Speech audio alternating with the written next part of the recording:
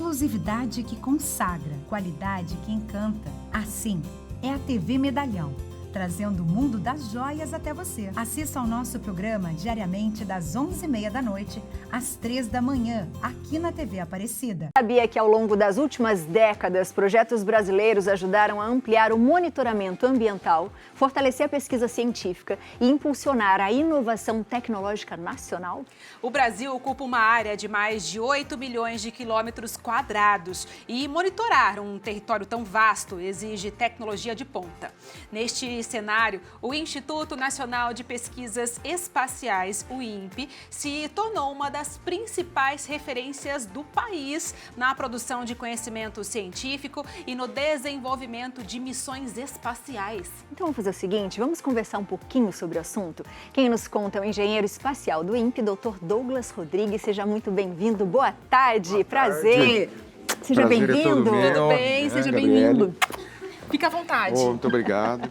Que prazer te receber aqui, hein? Que felicidade de poder falar de um assunto que muitas vezes fica esquecido, né? A gente esquece de valorizar o que é nosso, como eu disse no comecinho antes de te receber. Sim, exatamente. A gente tem esse talento nacional. Historicamente, a gente começou junto com todos esses outros países que vocês mencionaram, Estados Unidos, China e tudo mais. E, infelizmente, não é tão conhecido do público quanto deveria. Como que funciona, né, o INPE? O que o Instituto faz, na verdade? As pessoas ficam pensando assim, será que é só a parte meteorológica, né? Como que funciona? Será que é só sobre o tempo? Sim. É muito mais do que isso. Muito mais, com certeza.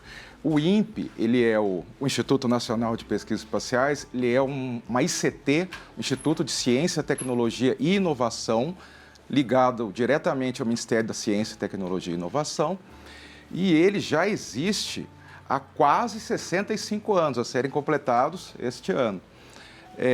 E ele faz, basicamente, todo o pool, tudo o que é necessário para chegar numa aplicação espacial, por exemplo, de meteorologia, de sensoriamento remoto, aí já entra, por exemplo, o monitoramento de queimadas.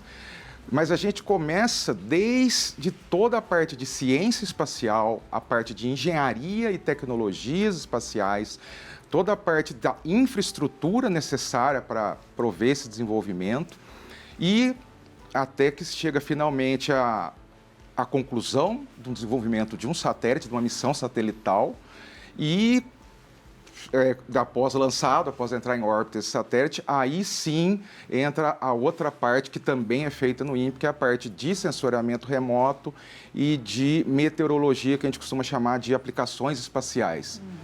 É muita coisa e tem muita gente envolvida, né? Quando a gente fala no INPE, o INPE fica aqui pertinho da gente, em São José dos Campos, a sede, né? Sim. E a gente sabe também que muitos estudantes desejam estar ali, muitas pessoas, muitos especialistas, porque é onde reúne, né, os principais pesquisadores do nosso país. Então, como que vocês também organizam essa parte assim de pessoas e especialistas que cuidam do nosso Brasil? Então, basicamente, é uma estrutura, não diria realmente complexa, mas é uma estrutura que dá um certo trabalho. A gente tem realmente a principal unidade aqui em São José dos Campos, que fica basicamente um pouco de tudo, tem seu pé lá. A gente tem também uma unidade grande aqui em Cachoeira Paulista, também perto, onde fica a maior parte da meteorologia, como falado, mais conhecido, né, o CPTEC, mas também, aí bem menos conhecido, em Cachoeira Paulista nós temos o laboratório de combustão e propulsão espacial e todo o ciclo de desenvolvimento até a qualificação dos propulsores é feito e concluído em Cachoeira Paulista. Quando vai para São José dos Campos, a parte do sistema propulsivo já vai para ser integrada no satélite e aí passar por outros testes finais. Como que funciona o trabalho, né? As pessoas ficam pensando assim, tá, mas como é que acontece? Porque a gente sabe que vocês têm várias câmeras de monitoramento, né? Você fala assim, onde olha tem um monte de câmera. Como é que ele sabe que vai acontecer um El Niño em tanto tempo? Como é que a gente sabe que vai ter uma queimada, por exemplo? Existe algum aparelho, né? Agora de uma forma bem leiga, que é colocado em algum lugar para poder fazer essa medição? Como que isso acontece? Então, a gente tem sim uma parte de instrumentação meteorológica que também faz essa parte mais ligada à meteorologia, mas a gente hoje já caminhou mais em direção realmente ao uso de satélites para tanto. Você, desde ter a parte de imageamento para monitoramento e prevenção de queimadas, também satélites de coletas de dados, inclusive foi o nosso primeiro satélite brasileiro para fazer essa parte de coleta de dados, principalmente meteorológicos. Então, como eu disse, temos instrumentos de solo, mas também hoje caminhamos cada vez mais, o futuro, né, caminha cada vez mais para olharmos tudo de cima, pelo espaço, para fazer essa leitura. E às vezes é uma leitura de imagem, às vezes é uma leitura realmente de dados, de reflexão de sinais. Então, tem várias tecnologias de aplicações de satélite, também daria até um outro programa para falar delas. É muito interessante, né? Porque é uma área que, para a gente leigo, como nós falamos, é muito curioso. Você falou do primeiro satélite brasileiro que foi desenvolvido por vocês. Quais foram os principais projetos que vocês já lançaram até agora, durante esses mais de 60 anos? Olha, o INPE, ao longo desses 60 anos, a gente pode dizer que, além das missões principais, também tem as missões que a gente gerou indiretamente, porque, basicamente, toda, ou pelo menos boa parte por um bom tempo, boa parte de todos os profissionais, pesquisadores, especializados em alguma área espacial, de área espacial, ciências espaciais, aplicações, saiu do INPE. Hoje a gente encontra até em outras universidades, mas então tem mais missões acontecendo, mas as missões principais do INPE foram a dos satélites de coleta de dados, que ainda estão até hoje em órbita, estão estando muito além do que era previsto de vida útil para essas missões. Legal. Tivemos também a parceria do satélite sino-brasileiro de imagens, o CIBERS, que já gerou 6 satélites. Com a China, né? Com a China, uma parceria com a China, que é interessante que no começo da parceria a China aprendeu muito com a gente, então posso dizer que dizem que o mestre tem que ter o maior orgulho quando o pupilo passa o mestre. Sim. Então a China, como potência também que está hoje, ela começou aprendendo com a gente, toda essa parte. E até hoje tem sido uma parceria de sucesso, que foi renovada, e vão vir mais 2 satélites ainda, o Ciber 5 e o Ciber 6, ligados a esse programa que a gente fala, né? E nós tivemos o mais recente, foi o satélite, o Amazônia 1, que ele foi um satélite, foi um salto grande, porque ele foi, enfim, um satélite que saiu de uma folha em branco, totalmente projetado, desenvolvido em território nacional. Então, todo o conceito dele, toda a engenharia dele foi feita em território nacional. Teve alguns componentes fabricados por parceiros, fornecedores nacionais, principalmente aqui do Parque Industrial de São José dos Campos, que já é um sucesso na parte aeronáutica, e queremos que continue avançando para ser também um sucesso na parte de aeroespacial.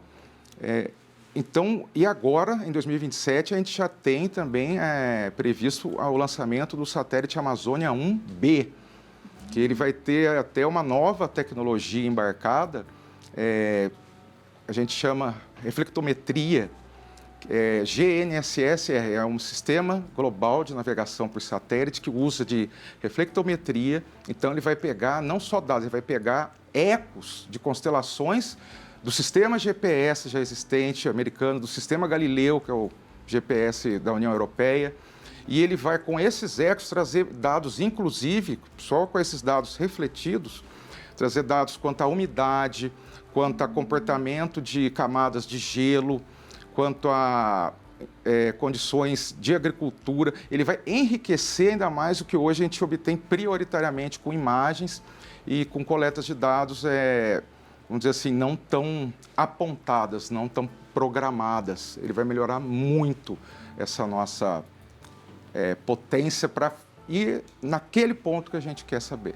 Isso é muito incrível isso, né? Sim, E com quando certeza. eu fico pensando, eu fiz uma missão uma vez com a Marinha e foram colegas seus do INPE, né? Que a gente foi legal. para São Pedro e São Paulo, no arquipélago, para estudar a vida marítima, enfim. Sim, Existem profissionais de todas as áreas no INPE, Sim. né? E vocês investem muito nessa coisa da pesquisa, da parte científica, da tecnologia, porque precisa estudar o tempo todo. Sim, como eu falei, não só cobrir todo o território do conhecimento, mas todo o ciclo.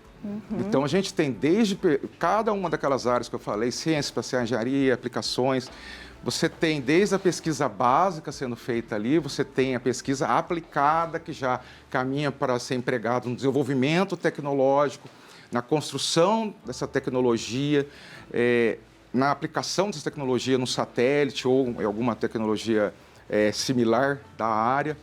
E você tem, finalmente, as aplicações, a busca por conhecimento, tem as missões na Antártida, tem várias coisas acontecendo ao mesmo tempo. Então, a gente faz a pesquisa, a gente faz o desenvolvimento tecnológico e, ao mesmo tempo, a gente tem que manter organizada toda essa rede funcionando alinhada ao mesmo tempo, porque se tudo corre bem, um é cliente do outro. Quem está mais numa pesquisa básica fornece para aplicado, que fornece para as áreas de engenharia, chegamos na missão, entregamos a missão funcionando e a missão é utilizada nas aplicações que a gente vê aí no dia a dia. Você falou dia a dia. Só para a gente finalizar, quem está assistindo de casa pensa assim, nossa, muito legal, mas parece algo muito distante. Como que esses satélites que ainda estão, você falou, né, aí rodando, esse da Amazônia, é o próximo que vai ser lançado, como isso influencia o dia a dia do pessoal de casa? Como que a dona de casa vai falar, olha, tem um satélite que está lá no espaço e isso aqui influencia na minha rotina? Olha, basicamente influencia em tudo. Tudo. Vou já pegar uma carona num outro mote do governo. O Brasil é agro, o Brasil é espaço também. Porque sem o espaço, sem boa parte do monitoramento, você não consegue auxiliar, por exemplo, a agricultura.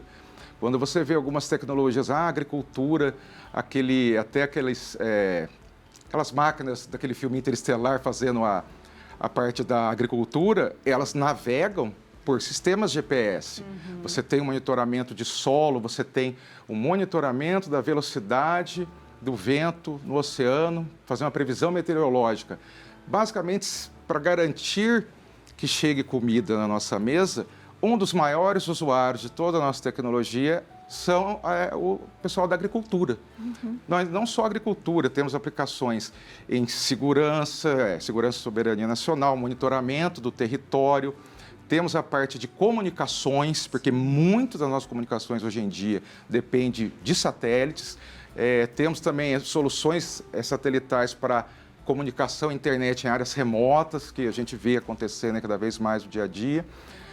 E, claro, se você pede uma comida, o seu entregador do iFood, o seu motorista de Uber, geralmente ele vai usar uma informação de GPS, que tem que ser uma informação de qualidade, que chega estável, que clima espacial é uma coisa que pouca gente fala, mas interfere muito nesses sinais. Às vezes não é só culpa do seu celular ou exatamente da sua operadora. Uma tempestade solar pode afetar alguma coisa ali. E você nem sabe o que está acontecendo. Olha que legal. Então, já está no dia a dia. É que ainda não foi englobado, não foi percebido ainda pela gente no nosso dia a dia. Ai, que demais demais isso, né? Nossa, muito curioso. E a gente conversando, aí a gente consegue ver e sentir, né, o quanto a tecnologia está palpável no nosso dia a dia. Exato. A gente até colocou aqui, ó, Viva a Tarde no espaço. No espaço. Que legal.